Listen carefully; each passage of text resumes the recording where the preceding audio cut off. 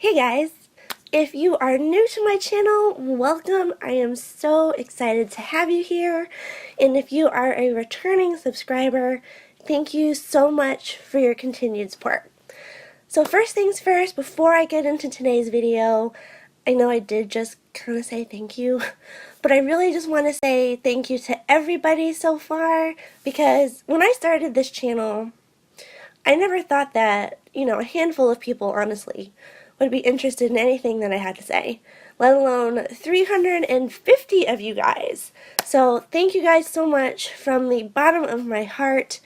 It is just, I found some great friends, not only on YouTube, but Twitter, Instagram, Tumblr, and I am just so thankful to have met you guys, and just thank you for everything, and thank you for the support. Can't wait to see what this year on YouTube brings. Now, for today's video, this is something that I have been working on trying to perfect for quite a while now, because when you have really oily skin, one of the things that really oily skin does not match with is dewy or glowy. You see those tags on, a foundation, a concealer, anything, you're kind of like, ooh, that's probably not for me. And what I can't wait to show you guys is that most of these products are all drugstore products. So they are affordable and they perform almost as well, if not better, than some of my higher end products that I've kind of been swapping in and out to see what I like best. So I guess let's just go ahead and get started. With this look, I'm going to try to take you guys from start to finish, because I want to show you that for the most part, a lot of these products, they're not, specifically for, dewy, radiant skin. They're just products that I have made work for this particular look for me. So first off, we are going to moisturize our skin, and I am using, what else? You guys already know that I don't use anything else. My Bulldog Oil Control Moisturizer. This is so bomb if you have oily skin, and I have a hard time with moisturizers that actually absorb into my skin and don't just sit on top of it. But this moisturizer absorbs really quickly into the skin and doesn't leave any kind of residue, so your makeup is not going to be affected at all by what's underneath it. So the next two products that I'm going to use are really what I kind of consider to be my two power players here. So the first one is from The Ordinary. If you guys don't know about this line, it is just the most affordable line of high-end skincare that you're going to get. And I say high-end, like their ingredients rival what you would find like in Ole Henriksen or Sunday Riley, things like that, but they work just as well for a fraction of the price. So this is from The Ordinary, and this is the Ascorbyl Glucoside Solution, 12%, and this is a brightening serum. I ended up putting this on after my moisturizer, but before my primer, because I found that that worked the best for me. I think as far as serums go, you're kind of supposed to do it before your moisturizer, but I think this honestly works better. So you do you. You do what works for you. I only use 3 drops. It comes in a little bottle with the little dropper. So I just pump the cap and I do 3 drops. 1 on my forehead and 1 on each cheek. And that pretty much will cover my entire face. So I just use my fingertips and rub it into my skin.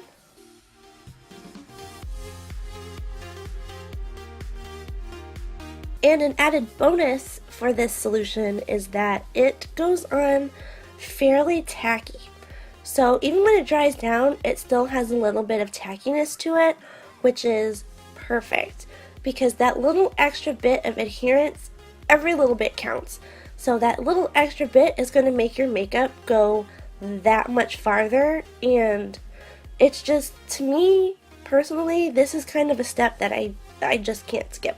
The second of these two products is actually the only product in this entire tutorial that is not drugstore. So this is the J.one Jelly Pack, Dramatic Firming Skin with Improved Elasticity and Pore Smoothing. This is what I've been using as a primer, and the only reason that I'm including this in this tutorial is because I just haven't found a drugstore alternative to this that truly performs on this level. This is unlike any primer I have ever used, so when you squirt it out, it is just the stickiest, goopiest looking thing ever. I use 2 pumps, and it's probably about a dime size amount, 2 pumps. And I rub it between my fingers, but you don't want to rub it on your face because it dries so fast and you're not going to have time to blend it out. So I just pat it on my skin, making sure that the areas that get the oiliest, I make sure to get first. So next up for foundation, I am using the Maybelline Superstay foundation, and this is in the shade 110 Porcelain. There's actually one lighter than this. You don't have to use a radiant foundation for this, just use what works best for you. And this is one of my 2 favorite foundations, and I like applying it with a sponge because it shears it out just a little bit and really eliminates like the cakey factor for me. So it just goes on looking really nice and even and flawless. I don't know how well this actually comes off on camera, but for those of you that have tried the Superstay foundation, you know it is freaking matte. There is no radiance to it whatsoever. It is just matte AF. So what I want to show you is what these 2 products do to this foundation. So the primer and the serum. If you can tell, it's already much more dewy and luminous than this would normally be on my skin. It's usually like totally matte and it looks so two-dimensional for a lot of time. But look how nice and dewy this looks. It's going to stay looking like this because of what we put underneath. For concealers, I actually have 2 that I really like from the drugstore. So the first one is the Catrice Liquid Camo Concealer, and this is in, I think, 005 Beige? Light Natural. Sorry, I don't know. And this is what I love to use to set my eyes or to prime my lids before I do eyeshadow. So this is great, but if you're looking for a more radiant concealer, you can't get literally any better than the Rimmel London Wake Me Up Anti-Fatigue and Radiant Glow Concealer. This is the lightest shade that they have. It is not really a good like highlighting concealer for me, but on very light makeup days where I'll put on like a BB cream and just a concealer and set it, this is so bomb. But because I do have some dark circle goodness going on down here, I'm going to go in with the Catrice concealer. This again is just your personal preference. There's nothing to this routine that you can't just customize, honestly. Now it's time to set the concealer, and one of my favorite products that I have just been loving lately is this NYX 3 Steps to Sculpt palette here. We're going in with this right here. This is for under the eyes. We're going to set. I'm just using a fluffy brush. And it's wonderfully brightening, but also super light and has just a little bit of a sheen. So you're not losing a whole lot of that radiance that we put down earlier, but you're setting everything nicely in place.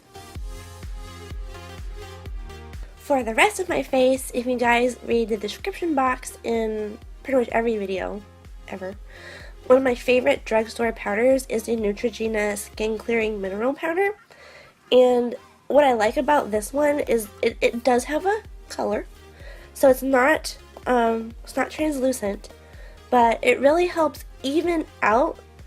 You know, if you go too hard with the concealer and you highlight and you're like, oh shoot, I'm like 10 times lighter here than the rest of it, this will even it out and make it look flawless. Now I'm going to go back into that NYX 3 Steps to Sculpt palette and go into the contour shade right there. I'm going to use it more like a bronzer though, And I do want to carve out my cheekbones just a little bit, or you know, what there is of cheekbones. I don't have a whole lot.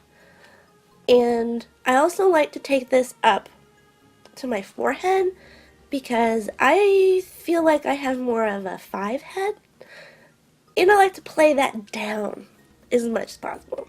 And for blush, there are tons of great drugstore options out there, but my absolute favorite, I'm pretty sure I've talked about this before, but you can't do any better than like $1.49. My favorite is the Wet n Wild Color Icon Blush in Pearlescent Pink. I love it because it is I think it's a pretty universal kind of pink.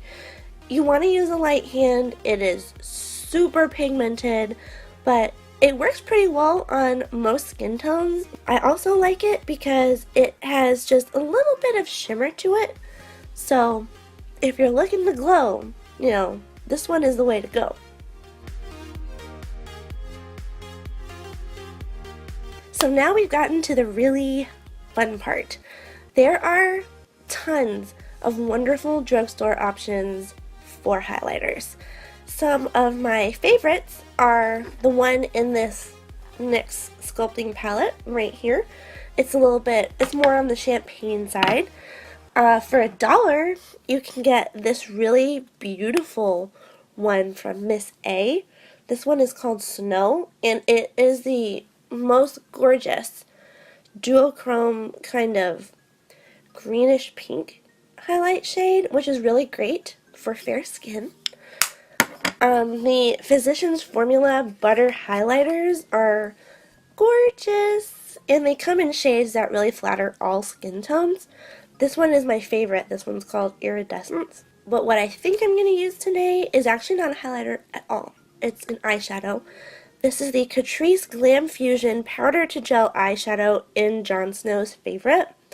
I found out about this through the Taylor's channel, and if you guys have not checked her out yet, she is awesome because she is just as pale as I am and has even better tips and tricks.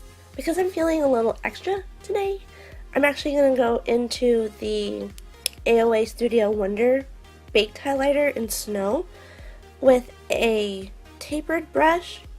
Just soak it up and just run it on top of where I've already put the Catrice shadow.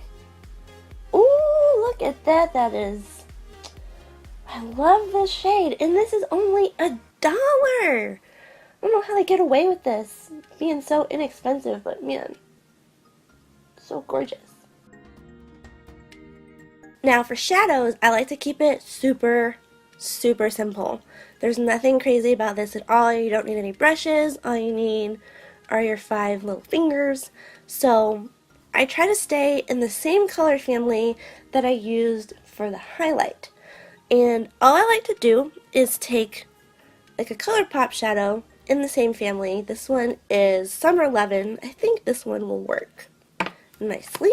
And all I'm going to do is run my finger in it very generously and pack it on the lid.